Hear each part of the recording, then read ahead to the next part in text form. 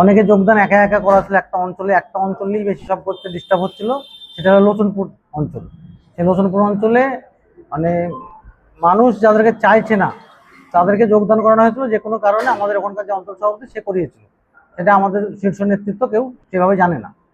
তো সেইটাকে আমাদের ব্লক সভাপতি আছে বলবেন, সেই যোগদানটা পুরোপুরি ক্যান্সেল। ওই যোগদান যারা সেদিনকে যারা করেছে তাদেরকে আমরা দলে এখন পর্যন্ত নেক্সট জেলার নির্দেশ না আসা পর্যন্ত কোনো কার্যকারী হবে না। হ্যাঁ, ওরা ওরা করেছিল, ব্লক সভাপতি পরে ডাকা হয়েছিল।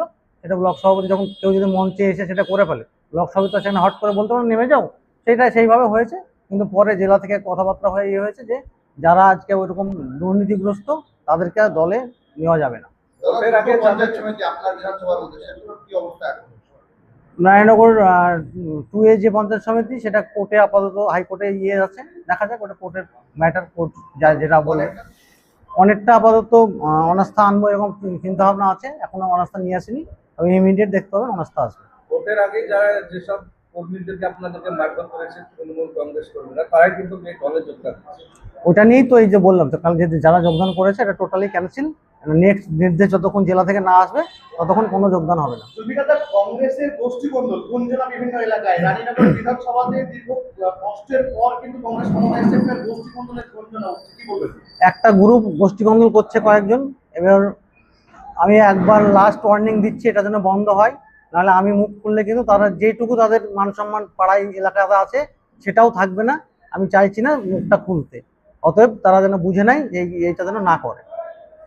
ধুলাউড়ি আপনার বিধানসভা এলাকা এবং দমকল ব্লকের ধুলাউড়ি, সেই ধুলাউড়িতে অস্থায়ী একটা সমাধান করে দিয়েছেন আপনি নিজের অর্থ বরাদ্দ করে রাস্তা, তো আগামী দিনের পার্মানেন্ট যে সমাধান সেটা কবে হবে? খুব তাড়াতাড়ি হবে, দেখতে পাবেন। কারণ হচ্ছে আমি অনেকগুলো স্কিম রাস্তার প্রত্যেকটা আমার গোটা বিধানসভা জুড়ে যেগুলো স্কিম জেলা পরিষদ থেকে শুরু করে আমাদের প্রত্যেকটা ডিপার্টমেন্টে আমি দিয়েছি। খুব তাড়াতাড়ি দেখতে পাবেন প্রতিটা রাস্তা, প্রত্যেকটা রাস্তা আমার বিধানসভায় হবে। বারেপুরের ঘটনা যে খুবই লজ্জাজনক ঘটনা। প্রথমেই জানাই আমার ফ্যামিলির খুব অনেক সমবেদনা জানাই, তারপরে মাননীয় মুখ্যমন্ত্রীকে বলবো যাতে দ্রুত এর শাস্তি ব্যবস্থা করা হয়। তারা যেটা হচ্ছে 2 মাস প্রায় ক্ষমতায় আছে রানীনগরে কংগ্রেস, সে জায়গায় দাঁড়িয়ে এখন ওই তো বলে একটা গ্রুপ এরকম করে বেড়াচ্ছে, তাদেরকে তো বললাম যে একটা লাস্ট সুযোগ এটা, নাহলে যে তাদের বিরুদ্ধে যেগুলো আছে আমার কাছে এমন করে খুলবো নিজের বুতেও মুখ দেখাতে পারবে না। আপনাদের দলেরই না তৃণমূল থেকে আসে। দাদা, আগামী 13 তারিখ আপনাদের জনসমাবেশ রয়েছে জেলাতে, সেটার প্রস্তুতি কতটা? দারুণ প্রস্তুতি। এর আগেই তো আমাদের ব্লক সভাপতির নেতৃত্বে যে মানুষ যারা জেলার যে কোনো প্রোগ্রামে গিয়েছে, এবার তো আরো দেখতে পাবেন। বারুইপুর কাণ্ড নিয়ে কি বলতে চাইবেন? আমি তো বললাম তো, এর থেকে লজ্জাজনক আর কোনো কারণ হতে পারে না। প্রথমেই ওই ফ্যামিলিকে আমি সংবেদনা জানাই। এবং আগামী 10 তারিখে আসতে চলেছেন মুখ্যমন্ত্রী, সেদিন কি থাকবেন মালদায়? দেখা যাক, ডাকলে অবশ্যই থাকবো, আপনি যদি বলেন অবশ্যই থাকবো। পঞ্চায়েত ভোটের আগে প্রস্তুতি কতটা কমবে আপনাদের? আর পঞ্চায়েত ভোটে পঞ্চায়েত ভোটে দেখতে পাবেন প্রত্যেকটা পঞ্চায়েত কংগ্রেসের দখলে থাকবে। বর্তমান পরিস্থিতিতে রাজ্যের মুখ্যমন্ত্রী যখন জেলায় আসবে, জেলার জন্য কি বার্তা দিয়ে যাওয়ার ইচ্ছা আছে তার মনে হচ্ছে, বা আপনি উন্নয়নমূলক কি দাবি করবেন? আমার তো যেগুলো আছে আমার নোট করা আছে, অবশ্যই দাবি করবো, এবং পার্সোনাল দেখা করারও একটা পরিকল্পনা চলছে, পার্সোনাল কথা বলে চিফ মিনিস্টারের সঙ্গে। এটা হচ্ছে হুমায়ুন, তিনি কিন্তু আগামীতে তাকে ডেকে পাঠিয়েছিল, আবার 14 তারিখ ডাকছে। এখন প্রশাসন তার প্রতি মানে একটা অসহযোগিতা করছে, এমন একটা দাবিটা বলবেন? এবং ভাষা জ্ঞান যদি ঠিক না থাকে সে যেই হোক তো ডাকবেই প্রশাসন। এটা টোটালটাই মুসলিমদেরকে ইউজ করছে। মুসলিমদের এখন মানে বোঝার সময় এসেছে একটা ছাদের তলায় আসার। যেটা হচ্ছে বিরোধী যে 80টা বিধায়ক তৃণমূলের, তার মধ্যে যারা রয়েছে এবং যে তৃণমূল সবাইকেই বলছে বিজেপি, শুধুমাত্র আপনারা 5 জন বাদে বিধানসভার বিধায়ক। ঠিকই বলছে, গোটা বিধানসভাটা এখন বিজেপির কন্ট্রোলেই চলে। বিরোধ এই আমাদেরকে বাদ দিলে টোটালটাই বিজেপি, একটা বি টিম একটাই। হিন্দুদের উপর হামলা হয়েছিল এবং অনেক মানুষ মারা গেছিল, সেই আন্দোলনটা দীর্ঘদিন ধরে মমতা বন্দ্যোপাধ্যায় করে আসছেন, তো জোর করে করেছিল। হ্যাঁ, এবার অবশ্যই 100% কংগ্রেস করবে, এবং দিল্লি থেকে বড় নেতৃত্ব আসবে আশা করি। আপনাদের দখলে থেকে একদম শহীদ মিনারে হবে আমাদের প্রোগ্রাম, এবং দিল্লি থেকে হাইকমান্ড থেকে অনেক ভালো নেতা দেখতে পাবেন আসবে। দাদা, আপনি বিধানসভার কংগ্রেসের দলনেতা, সেই জায়গায় দাঁড়িয়ে এই যে কাণ্ডটা বারুইপুরে ঘটে গেছে, এখন পর্যন্ত আপনাদের কংগ্রেসের পক্ষ থেকে বিগত দিনে দেখেছি অধীর রঞ্জন চৌধুরী বিভিন্ন জায়গায় ভিজিট করেছে, আপনাদের পক্ষ থেকে এখন পর্যন্ত কেউ যায়নি। শুধু তাই না, শাসক দলেরও কেউ যায়নি, এবং তৃণমূলের মানে পুরনো তৃণমূল এবং নতুন তৃণমূলের মধ্যে নতুন তৃণমূলের কেউ যায়নি, অর্থাৎ ঋত তৃণমূলের কেউ যায়নি, পুরনো তৃণমূলে যাওয়ার চেষ্টায় রয়েছিল। আজকে আপনাদের কে যাবে বা কে গেছে? একটু ওয়েট করেন, দেখতে পাবেন। আজকে আমাদের প্রদেশ সভাপতি গিয়েছে এবং আরো আমাদের বড় নেতৃত্ব খুব খুব তাড়াতাড়ি যাবে, দেখতে পাবেন। আপনার যাওয়ার সেটাও দেখতে পাবেন, খুব তাড়াতাড়ি দেখতে পাবেন। আমরা বিগত দিনে দেখেছি বিভিন্ন জায়গায় ধর্ষণে অভিযুক্তদেরকে ছাড়া পেলে তাদের বিজেপি নেতারা ফুলের মালা দিয়ে বরণ করে নিচ্ছে। আবার এখানে বিজেপি সরকার, এবার কি মনে হচ্ছে ন্যায় বিচার পাওয়া যাবে বিজেপি সরকার আমলে? অন্যান্য রাজ্যে যেগুলো এতদিন বিগত দিনে হয়েছে সেটা তো সবাই জানেন, ফুলের মালা দিয়ে বরণ করা হয়েছে তাদেরকে। কিন্তু যেহেতু 2 মাসের সরকার, তো এখনই এইভাবে বলাটা ঠিক হবে না। গ্রেপ্তার হয়েছে? গ্রেপ্তার হয়েছে, ওয়েট অ্যান্ড সি, একটু দেখা যাক। অভয়ের মা নিজে একজন বিধায়ক, হুম। অভয়ের মা নিজে একজন বিধায়ক, সেক্ষেত্রে অভয়ের মার যখন দায়িত্ব তিনি বলেছিলেন, নির্বাচন জয়ী হয়েছিলেন এই ধর্ষণ কাণ্ড নিয়ে, তার মেয়ের উপর অত্যাচার হওয়া কাণ্ড নিয়ে, আজকে আর একটা মেয়ের উপর অত্যাচার হয়েছে, সেই জায়গায় অভয়ের মা নামেনি ময়দানে, মাঠে ময়দানে, তা নিয়ে কি বলবেন?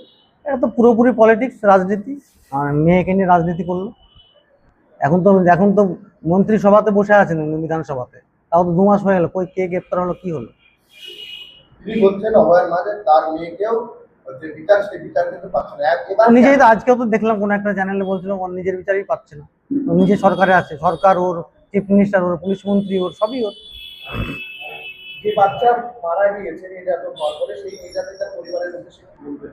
সমবেদনা জানা ছাড়া এখন আর কিছু নাই। আমরা খুব শীঘ্রই আমাদের কোনো একটা ডেলিগেশন যাবে, গিয়ে সেখানে বলবো।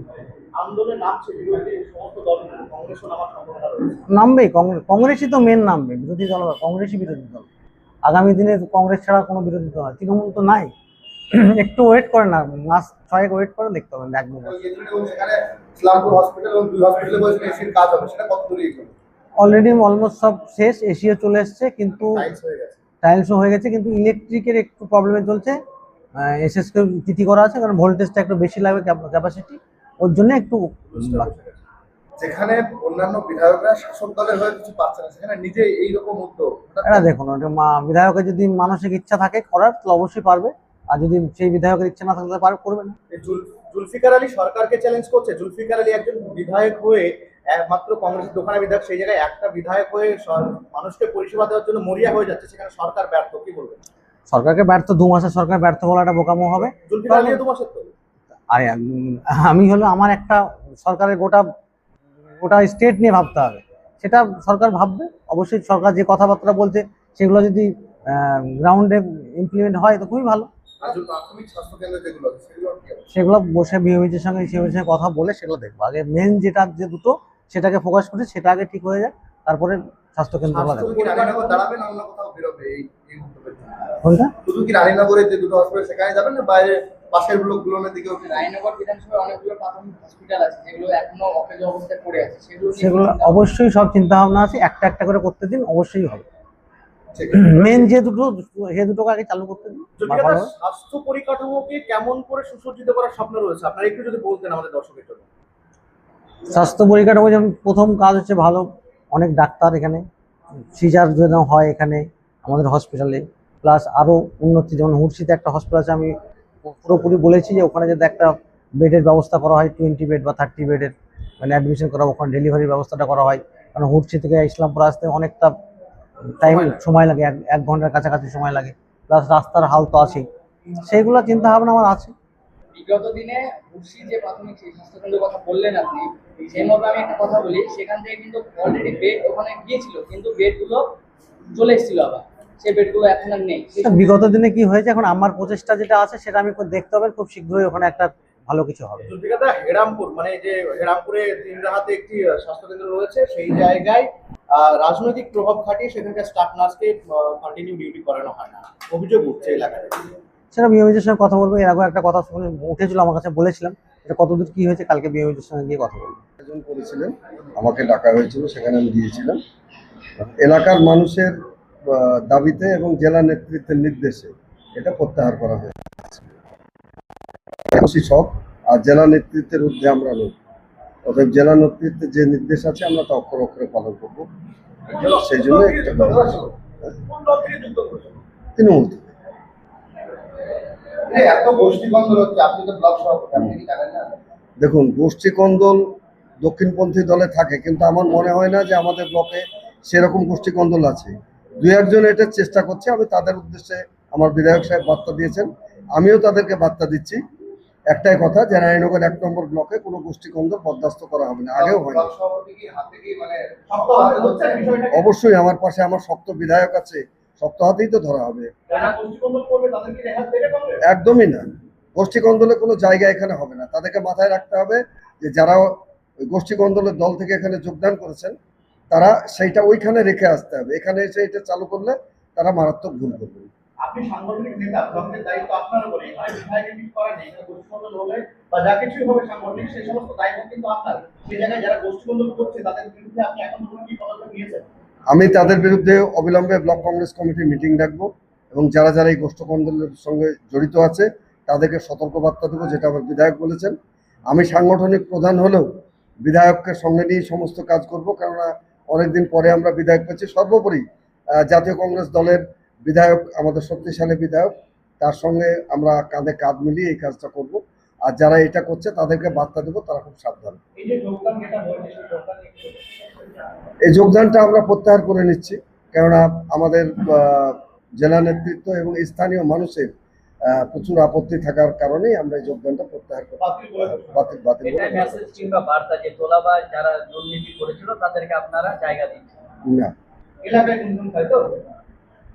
এলাকায় আমাদের যারা জাতীয় কংগ্রেসের যারা সমর্থক, তাদের প্রবল আপত্তি এই বিষয়টা নিয়ে। বিভিন্ন এলাকায় বর্ষার সময় জল জমে রাস্তার যাওয়ার অবস্থা অনেক জায়গায়।